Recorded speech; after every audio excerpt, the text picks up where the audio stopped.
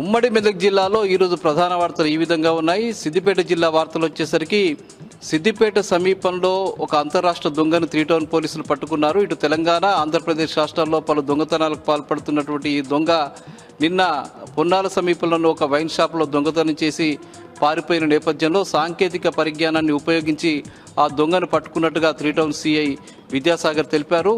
ఈ దొంగ దాదాపు ఇటు తెలంగాణలోను, ఆంధ్రప్రదేశ్లోను, అటు హైదరాబాద్ ప్రాంతంలోను వివిధ జిల్లాల్లో పెద్ద ఎత్తున దొంగతనాలకు పాల్పడ్డట్టుగా ఆయన చెప్పారు. ఇతని వద్ద నుంచి నగదుతో పాటు పలు వస్తువుల్ని కూడా స్వాధీనం చేసుకున్నట్టుగా ఆయన ఈ సందర్భంగా పేర్కొన్నారు. అతన్ని రిమాండ్కు తరలించినట్టుగా పేర్కొన్నారు. గతంలో కూడా ఇతను అనేక ప్రాంతాల్లో దొంగతనాలు చేసి జైలుకు వెళ్ళినటువంటి నేర చరిత్ర ఉన్నదని ఆయన ఈ సందర్భంగా పేర్కొన్నారు.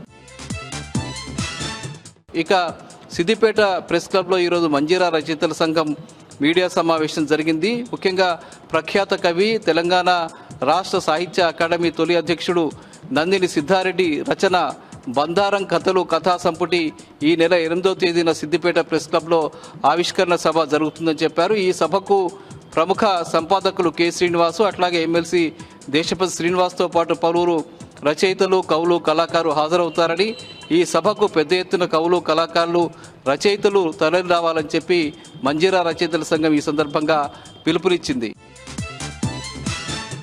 ఇక రామాయంపేట ప్రాంతంలో ఈరోజు దళిత సంఘాల ఆధ్వర్యంలో పెద్ద ఎత్తున ఆందోళన జరిగింది. అటు గద్వాల జిల్లాలోని ఇర్కిచెడు గ్రామానికి సంబంధించి అంబేద్కర్ విగ్రహంపై పెట్రోల్ పోసి నిప్పంటించిన ఘటనను తీవ్రంగా ఖండిస్తూ దళిత సంఘాల ఆధ్వర్యంలో పెద్ద ఎత్తున ఆందోళన నిర్వహించారు. అందుకు బాధ్యులైనటువంటి వారిని కఠినంగా శిక్షించాలని ఈ సందర్భంగా దళిత సంఘాల నాయకులు డిమాండ్ చేశారు.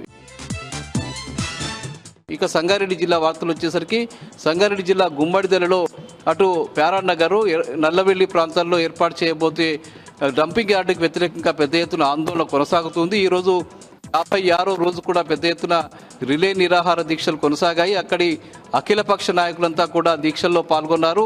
తక్షణమే రాష్ట్ర ప్రభుత్వం ఈ డంప్ యార్డు ఏర్పాటుకు సంబంధించిన జీవోను రద్దు చేయాలని చెప్పి వాళ్ళు ఈ సందర్భంగా డిమాండ్ చేశారు.